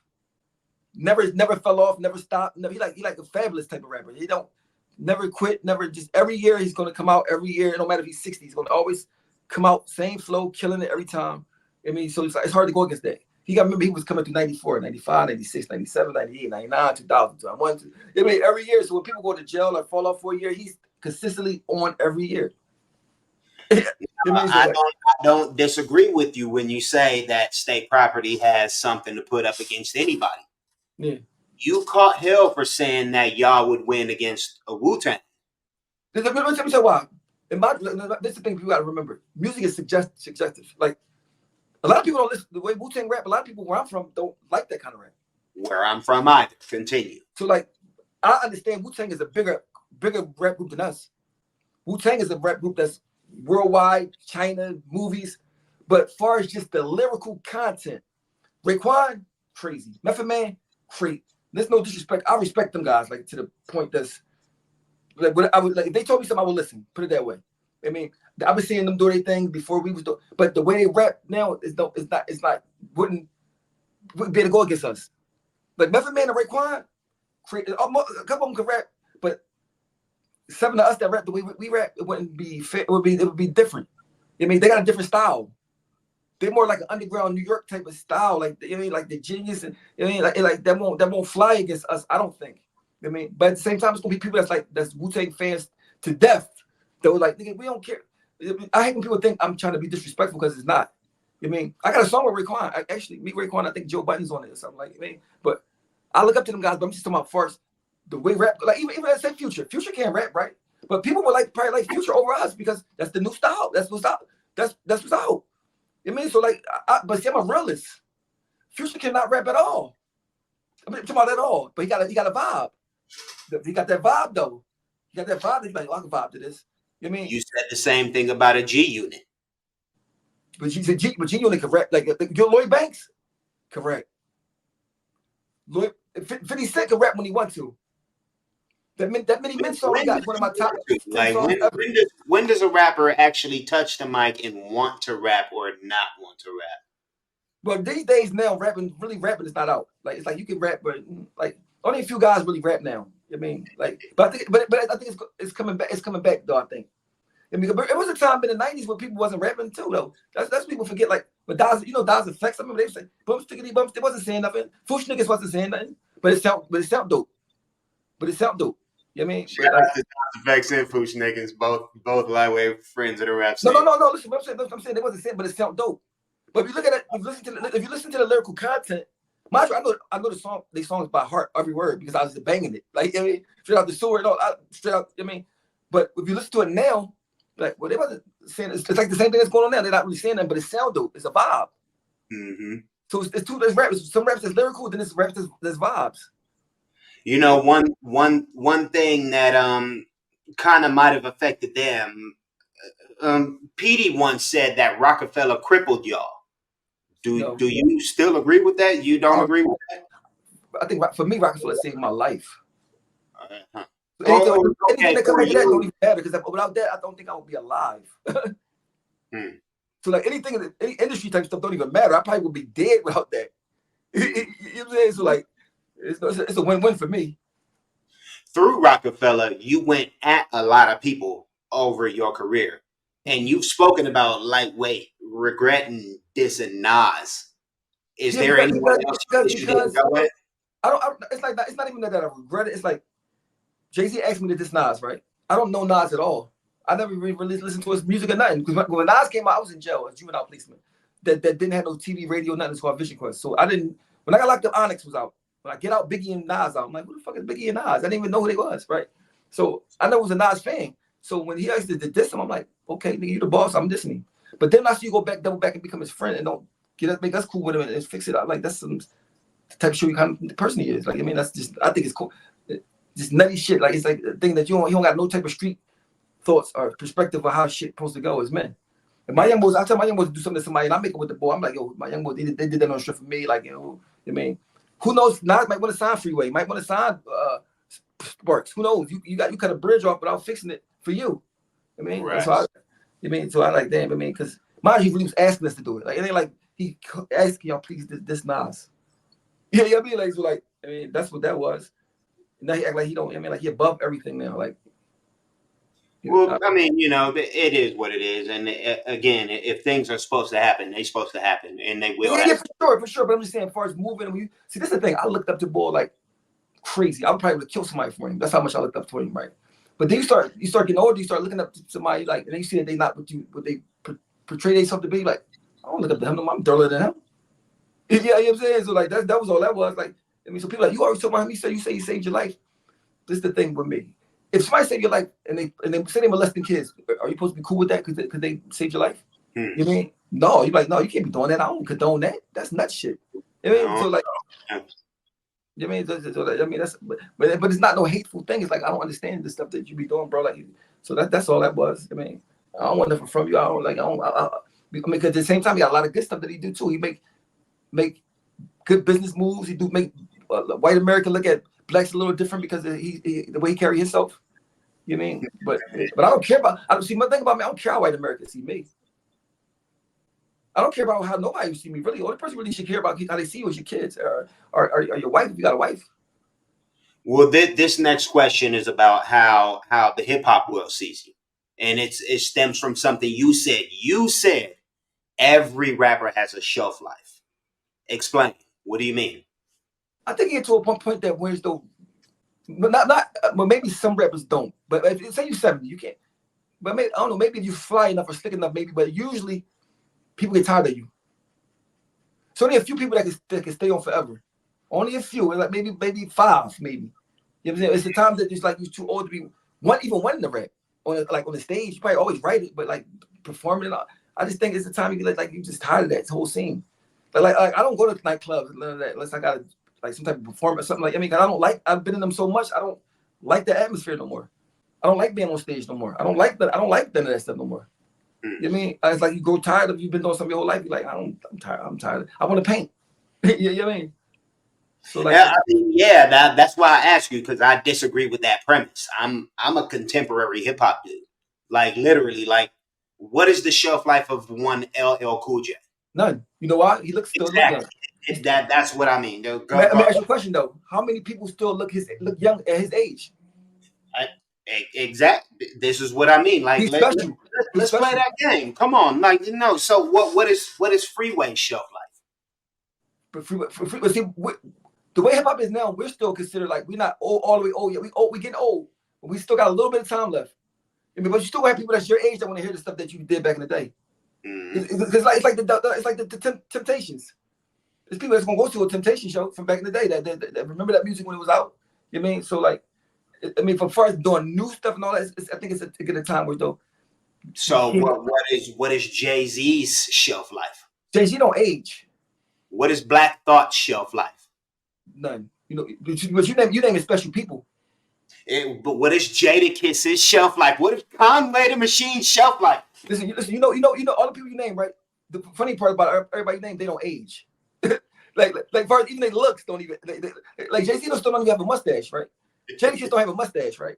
You Like, know, mustache happened with you know what I'm whiskers. saying? Like these guys don't even age, and their music though they just timeless. Some people just timeless. I mean, Yeah. but like for instance, did you see what's the boy that was signed to bad Craig Mack? Did you see Craig Mack when he got older? Yeah. He Uh-huh. could, he had the rap skills, but he couldn't go out and do perform. Nobody want to see that. See him? I Mm-hmm. mean, so that's not don't disrespect the Craig Mack, but I'm saying the way you look, your looks do a lot. If you look older and too old, like come on, like Too Short can still pull it off because he still got that swag. Too Short got that swag. Here's an interesting one. Is there a shelf life for a dead rapper? A dead rapper? No. Yeah. You know why? Because they never age. They live off in immortality. Like you know what's don't got no shelf life? Scarface. Hmm. Scarface don't have a shelf Yeah. life. Yep. Bun B. Slick Rick. Hey, 50 Cent. Yeah, 50 Cent. Yeah. So it's like you're right, but it got to be a certain person. Everybody can't rap forever. Method Man. Yeah, he don't age neither though. He looked the same as he did when he first came in the game. No shelf life. Your looks got to go with it a little bit. You can't go up there with a cane and teeth missing and not. You got to still have some type of. You know what I mean? Or the people are not even gonna pay you no mind. Like, come on, bro, you too old, bro. Like, What about looking like you did when you first got on and when you were first popping? Does that affect shelf life? I mean, only reason as far as me, it don't affect my shelf life because I still got my youth. Like, I still got my. I mean, the way I carry it, the way I even like the car I drive and stuff. I mean, like, so I still have my. Bruh, you look like you are 10 years older. Not even you like you are 7 years older from when you started rapping. And so, but you know what? You know what? The prison preserves you. Prison, you get the best sleep. You're not having no sex, right? You drinking water. You're not eating no fried food, no salt. I mean, you really live like a religious man, like a religious man that you just steadfast. And I did that for about 10 years. You know what I mean? So a lot of nights when people was out drinking and partying, I was asleep. In the cell sleep. Like, you know what I mean? Wake up in the morning, not having sex with no girl, not smoking, not drinking, not nothing. Like, so like if you do that for years and years, it's gonna like you know what I mean, preserve you. You know what I mean? Like I'm talking about bread, man. Maybe not bad. I just want a fried piece of fish and chicken or French kiss a girl. Like that alone could be like, man, I ain't doing crime no more. Like, you know what I mean? Like, it was nothing like missing a woman, man. Oh, I can only imagine. Bro, listen, I'm talking about, it's like almost like, that's the only, oh man, especially in a prison that don't have no conjugal visits, and you can't, it's very hard. It's hard, man. It's hard, man. You be like, I'm talking about, every girl you see on TV, like, oh my gosh, she's beautiful. And then they got any female CO looks good. The last person I was at, only two white COs. They don't have no lady COs. They wasn't even allowed to go on the blocks. The jail was so treacherous. So you can't even see a lot. It's so treacherous, right? When you go when you go to the nurse and get a needle, they open the latch. You put your arm on the latch, and you just see two hands come out and give you the needle. You can't even see who's giving you the needle. when they serve you your food, it come out of a hole. You don't even see who's serving you your food. A hand just hand you food out of a hole. Like, I'm sorry to laugh, man. Don't go to jail. Anybody. So that you're like, you mean it's like really like maximum security. You don't really get the nothing. You don't see no girls. Not it's it's bad, man. Like, man. We've been on for a minute. Let's try and wind it down. Okay. There was recently a battle in the culture, mainly between two of these dudes who I almost just named. I already know what you're talking about. Was it good for hip hop? Yeah. I didn't like it though, personally. I didn't like it personally either. Why so? Because first of all, Drake took Kendrick Lamar on tour with him when he wasn't nobody, right? And fought to take him and A$AP Rocky. Fought to take him. How dare you double back and talk crazy about him? Then I don't like the way they're trying to make it like he's a white person now. Like he's not white. I don't care if he's mixed white. Once you got to mix with anything, you're not white. You mean? Then I don't like the way that like they were talking about his son and his personal stuff too. I don't know. I just didn't really like it. Now the song that they play so much that you end up having to like it because the Kendrick Lamar song to me wasn't good when I first heard it. But they play it so much, so many everywhere that you start. It wasn't just because they played it a lot. Oh, it was hot. But not yeah, me. I get what you're saying. They played They made. So the first time you heard it, you thought it was hot. Yes, I'm born and raised in Inglewood, California. That's why DJ, you. That's why you gotta elevate. the sound immediately hit me. I was like, okay, it does sound I good. hated it. I hated the beat. I hate it, but now like they're not like us. You hear it everywhere you turn. You hear it right. But see, Now, I hate that more than I like the song. Yes. but Drake had some bangers again too, like bangers. I like Drake music better than his as far as the battle rap. I like the Drake's better. I mean, I thought it was more thoughtful, more like more clever, more. I mean, but they battle wasn't like Jadakiss and Beans though. Beans Okay. Jadakiss that shit was a battle like that. This battle now is like more dainty and cute, like trying to be too sophisticated. Like nigga, let's talk about man. Talk about tying up Drake mom. That's why I want to hear shit like I want even though you don't got to do it. I want to hear shit like that. I mean, I want to hear you go kidnap his son. You got to pay to get him back. That's the shit I want. I'm from Philly. That's the shit we want to hear. I don't want to hear about this cute shit. His girl light skin and I don't care about none of that shit. You know what I'm saying? With that being said, and rounding back to something that you said earlier, you call Kendrick overrated. Yeah. Explain why he is overrated. He the first person got a poster, right? First rapper, right? You think he should got it before Jay-Z? Before Tupac? Before Biggie? No. So when I say overrated, I'm not saying overrated because he's not nice. He's a 10. On a scale from 1 to 10, he's a 10, right? But there's other 10s out there that's on the same style as him and everything. You know what I mean? King Los, Sahara Prince, I mean, Royce the 5'9". You know what I mean? They don't get no, they don't even get no, but I understand why you get the juicy get. He's from LA. He got the LA push. LA, listen, take E40, right? And move him to the East Coast. He would never have made it. Period. Listen, the way he rap, East Coast wouldn't have accepted it. And they stole one of my songs too. So would they have accepted Kendrick Lamar if he'd have done that? Yeah, they accepted Kendrick Lamar hot anywhere you go. When I say overrated, I'm talking about as far as getting a poster, saying he the best rapper ever, and he like, I mean, not saying he's not a.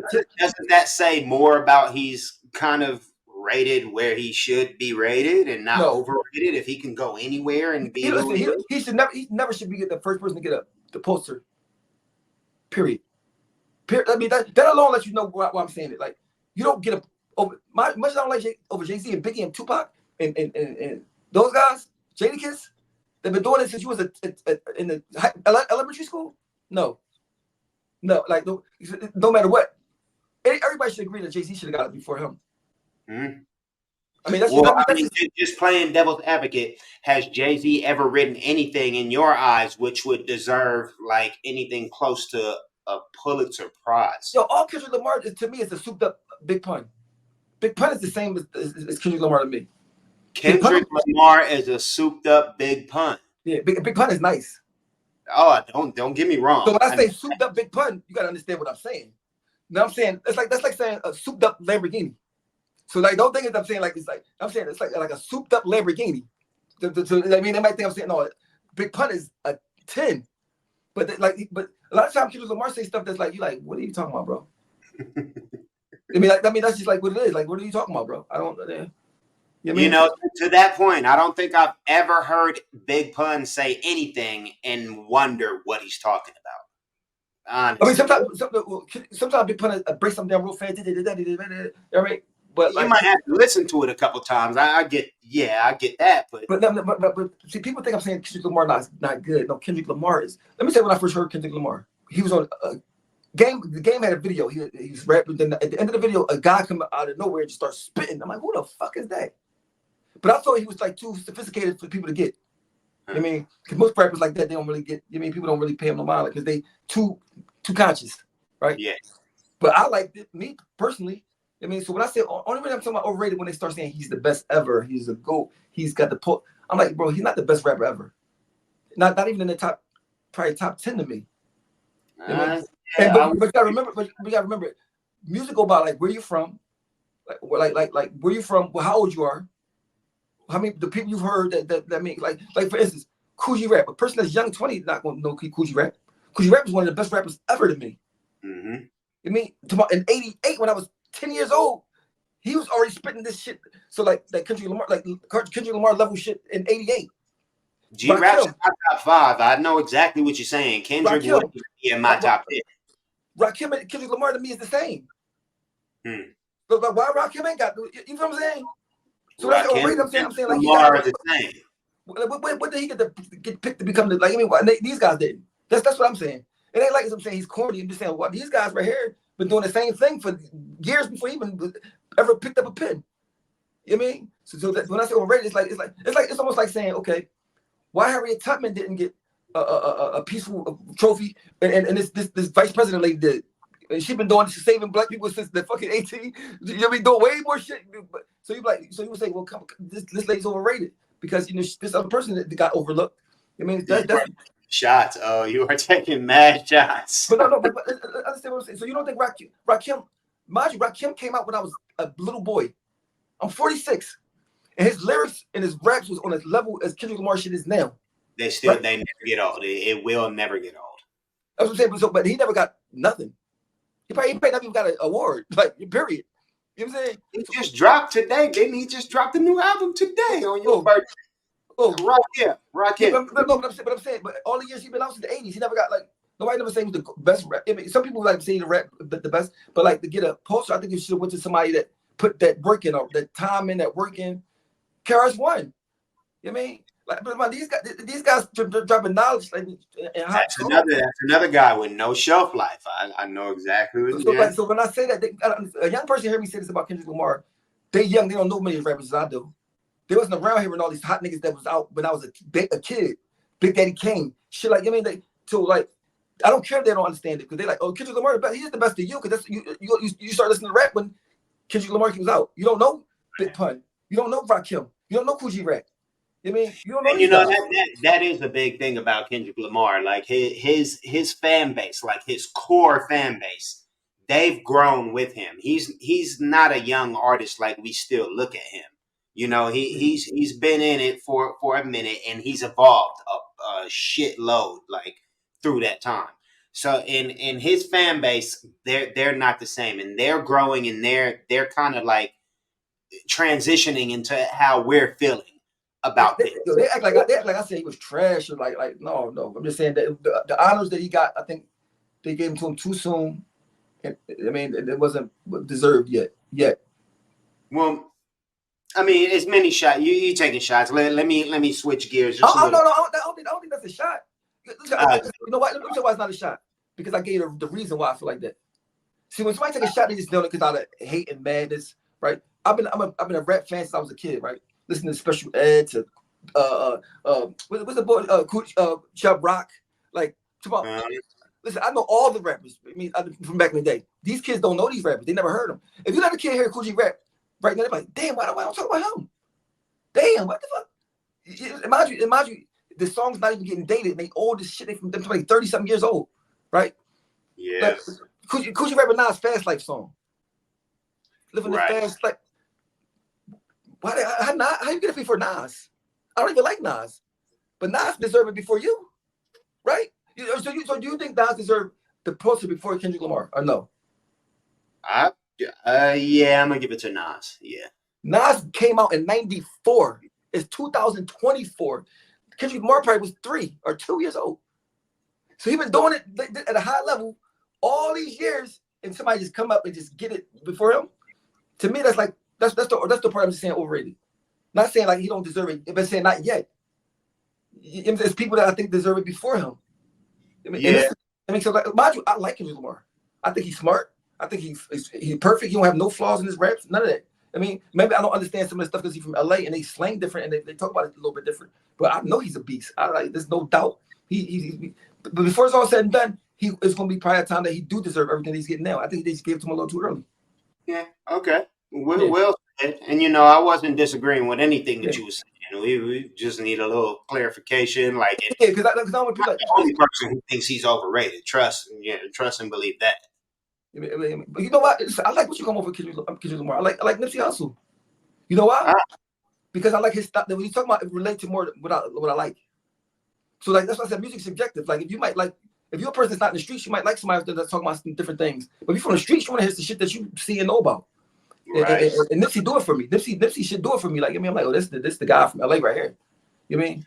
So like it's about which your preference is. Really, it's like Nike or Adidas, Nike or Reebok. Like, I mean, it's like, what you mean? That's all. Rest in peace, neighborhood Nip, man. Switching gears to something a little more serious, and again, we want to try and wrap up. We've been on Right. for a minute. You've been hit a bunch of times. You've been shot a bunch of times. Yeah. But you talk about almost getting shot after seeing your man pass. Gives you PTSD, like affects you way more than getting shot yourself. And I don't understand why it is like that, but that's what happened. I think because when I got shot, are you in the moment you're getting shot? It happened. You're going through it, it's bad. But when you 8 days later, I almost got shot again, and just knowing what was coming and bracing for it, and it didn't happen, it was like it messed with me psychologically because I knew what was the outcome if I got hit, and even if I survived, I was already bad off, in bad shape. So like that, but mind you, your brain do what it want on its own. I started having nightmares on its own. It wasn't like I was. I go to sleep and I'm just having nightmares. Yeah, so it wasn't like a thing that I could control. And I had nightmares for 5 years. I like 6 days a week. We hoping and praying that everything keeps. Yeah. It went away. I started to take this medicine. And like, it was crazy. Once I started being successful, a lot of stuff started going away. Like it's like your brain, like okay, everything okay. Like the brain do a lot on its own. We think we got free will, but like I think we don't got much as free will as we think. We be a slave to our own rhythm, man. A whole lot. Because you know why? Because I think everything happens how it's supposed to happen. So like you might leave out 10 minutes later because you got to meet your wife and she's not there yet, or you got to miss this. You got to miss this car accident because we need you to go do something in this world that make the benefit the world. You know what I mean? So like it's like like you might not be the person that's gonna change the world, but your grandson might. So we got to keep you alive. Right. You know, so like this algorithm is so deep. So one thing I know, the more I read, the more I understand that I don't know nothing. The more I know, the more I learn, the more I realize I know nothing. People who actually, have any type of intelligence, as smart as you are, you got to be smart enough to know you don't really know shit. You know, absolutely. I remember when I was reading a book about science and I found out what a light year was. I didn't, because I never heard it, but I was like, what is a light year? And I realized there was things that was 1 billion light years away. I said, you can't fathom it. Something moving the speed of light and it take 1 billion years to get there. How far is that? Right. I said, well, so you mean the universe is that big? I said, we're nothing. It's what do they call it? The infinity complex. Like you can't really even imagine how much it is because there's. Yeah, so we're nothing. You recently uploaded a video of you visiting your son's resting place. Yeah. You did a lot of reflecting and opening up even more than you usually do, man. Talk about how you plan to keep his memory alive as you deal with the pain and the heartache. Well, it's so crazy because I didn't even watch what I said because my man uploaded it, whatever, and I was just in the moment. You know what I mean? And when I used to go there, I try not to cry because I don't be wanting to, if he could see me, I want him to be sad, whatever. But that was my right hand man, and it's like it's something I deal with every day because I don't have like a lot of family that I talk to or whatever. That was my family, like, and I hate it for me because I had enough shit I went through already in my life. I ain't need that on top of it. You know what I mean? But at the same time, he got a daughter. You know what I mean? That she's about to turn 4 years old, right? I just had her the other day. You know what I mean? It's overnight, and he'll never get to enjoy her, and she'll never get to enjoy him. So I said, who am I to be sad when her life is affected more than me? She don't have a father no more. You know what I'm saying? So like, it's just a sad thing all around, man. Like, I mean, and people don't realize when somebody died, it affects so many people. One person dying affects so many people, man. And it happens in the hood so often that we live in so if 500 people got killed in Philly in a year, that's 30,000 people affected. Directly, love them I got trauma, that's sad, that's like, so it's like a bunch of people that just need therapy. It's like a state full of people that need therapy. That's why people are so mad all the time, quick to kill you because they're already mad about something else. I mean, I'll be like that sometimes. I mean, I'll be so mad. I feel like it's so unfair. Like, I mean, like, but that's life. Life is unfair, man. Prayers up, man. And we definitely got to keep moving. And it's hurt when you wake up and you feel guilty for living, man. Wow. Like that's a trip. You feel guilty for being. I remember when my son first passed, and if I found something funny, I would feel guilty that I was laughing. I mean, I feel it. I know the feeling, man. That hit. Wow. I know the fucking feeling. Yeah, so like, How much of that is going into the new music? well, a lot. It's so crazy. Every time I write a song, I'll be talking about something else, but it always start merging towards about something about him. So I mean, I'm like, you mean, I don't want to overdo it, but like, I just loved him so much. You know what I mean? Like, I think I loved him more than I loved anybody. Because his mom like basically like she do hair, so she'd be doing hair all the time. She let me just like basically have him. Trust him, and I like that the fact that she trusted me as a hooligan that I was as a young person, trust me to have him. And I'm like, I'm gonna make sure I did the right. You know what I mean? And I was like happy that she trusted me to have him, and nothing never happened. I did an okay job. You know what I mean? And Don't fight it. Oh, especially if it's coming out in that music. That's where it's supposed to be. You know, that's where it's going to be. That's where it's going to be maximized. It was so crazy because I felt like when it happens to you, you feel like you're the only one, right? But then people start talking to you about they lost and their kids, and it's like there's so many parents that just lost so many. It's just like that's the only thing that we help each other get through it. That is right. That's what's up, man. And as long as we keep doing that, we gonna get through it. Yeah, for sure. You know, as opposed to the motherfuckers who talk shit. You gonna box a Charleston White? He's scared of me. He's scared. You know what's crazy though? The guy is a smart guy, right? But he say anything to get a reaction. But where I'm from, saying anything to get a reaction, you get your head bust. Get your head busted. Get that motherfucker taken right off. But I bet you, if he knew me personally, he would fuck with me because he see like nigga, all that shit you talking about, I did all that shit for real. Like I ain't trying to be tough or nothing, but like nigga, like we gotta be men at the end of the day and not do all this goofy. Because mind you, he's famous already now. You don't gotta do all that goofy shit no more, bro. Why you still doing it? That part. You know what I mean? So like I don't really, I don't know him personally, but the way he portray, I don't like it. Scared of you or not, like would boxing him solve anything, or do you just want I would feel better. I would feel better. Yeah, you just want a chance to beat his ass. Yeah, I want to beat his ass. You know how somebody want to beat up so bad that even if they beat you up, right? You don't care. As long as you get to punch him in their face. As long as you get to punch him in their face, you don't give a fuck about you getting hit. That's the type of joke like that. Like I just want to punch you in your face. You know what I mean? I remember it was a guy when I was a juvenile. It was a guy I knew I couldn't beat this guy, right? But I hated him so much. I just wanted to bloody his mouth. Even if he beat me up, I just want to bloody. That's that Charles White made me because when he started talking about Gilly Sanders, it made me feel some. I was appalled by it. You know what I mean? So I was like, bro, you don't got to do all that to be the. And mind you, people came to me and said, oh, like Gilly said something about him first, and I said it don't matter. That shit don't matter. Your cheese got a mom that had to hear that. So you saying you doing all this positive stuff and this and that. Why would you say that? And he got a mom. He didn't do nothing to you, bro. So like, and him and other people, they say tons of shit, like stupid shit that nobody can even like fucking realize how to deal with. How does the culture deal with a Charleston White or someone like him nowadays? What happened. This is what happened. When they see that success, when they see the success that he's having, as far as doing podcasts and interviews, somebody else gonna try to emulate him. They gonna think it's okay to do. You see how many likes? How do we combat that? How do we? I don't think there's no way to combat it because once you start talking about people getting paid and people out here poor, there's really no way to combat that. I mean, all you can do is lead by example. Do you agree with anything that he says? Yeah, I agree with some stuff he said. I mean, but I don't listen to him at all no more. So like, I don't even know what he be saying lately. But yeah, I could tell he was some type of intelligent because he like he'd be saying some stuff. I'm like, oh, all right. Then he'd turn around and do some bonehead shit. I'm like, what the fuck? He had me confused. Yeah. Like, are you a bonehead or are you a genius? Or what the fuck is you? Like, is you an activist or are you a troller? Like, not just you.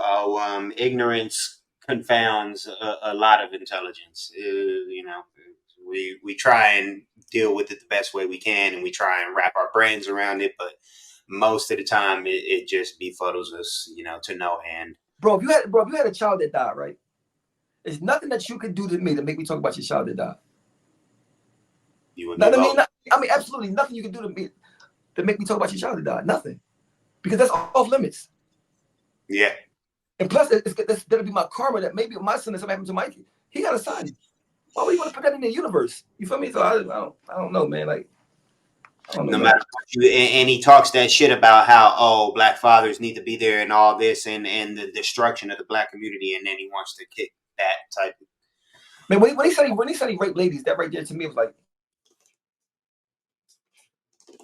We let's stop talking about him, and we're gonna wrap up again. I keep saying that.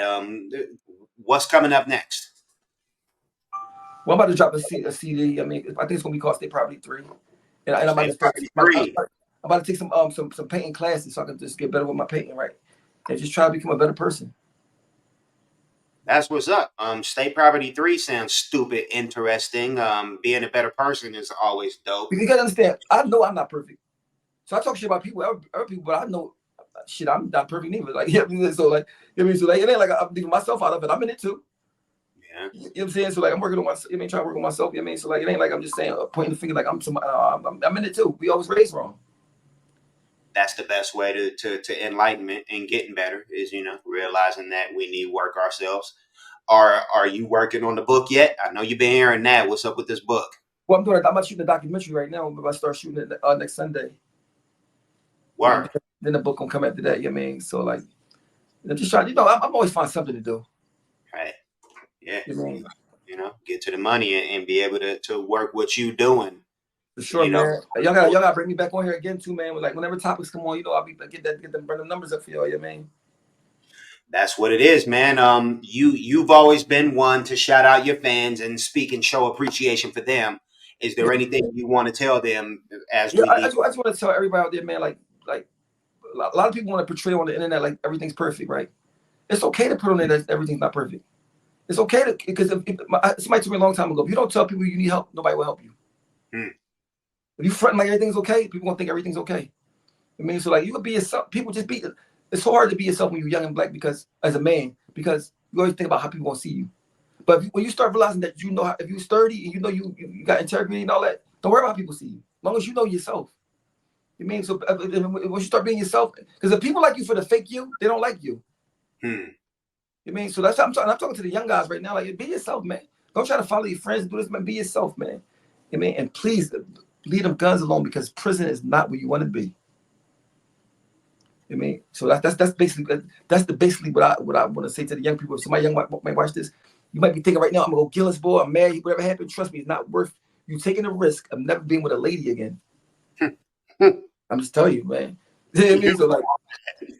So like, maybe you need to think twice. Go look in the mirror, go wash your face or something. Go eat some oodles and noodles or something, and then think about it. You know what I mean? And then Sit down. Yes, right. Do anything about that stupid shit. Yeah, man. So yeah, man. And everybody that's trying to rap, don't let nobody tell you can't make it. Period. That's how I got. So I'm gonna end it on that note. That's what's up, man. And we want to thank you again, because it's a lot of unofficial individuals out here, selling an image in a fake lifestyle that they can't relate to, and fake artists can't help but attract fake. And do people tell you sound like Cat Williams? No, nobody's ever told me that. No, not exactly, but close. Like you no, I mean, I'll take that as a compliment. Cat Williams is a genius. Yeah, I've always liked him. I've never been one of them ones who looked at the stories and be like, "Oh, he's fighting now." Let me tell you one last thing about Cat Williams, right? I don't even know him personally, right? You hear Boozy say he gave Boozy 15,000 before. He do stuff for people don't know about, right? Right. One time he came to Philly, right?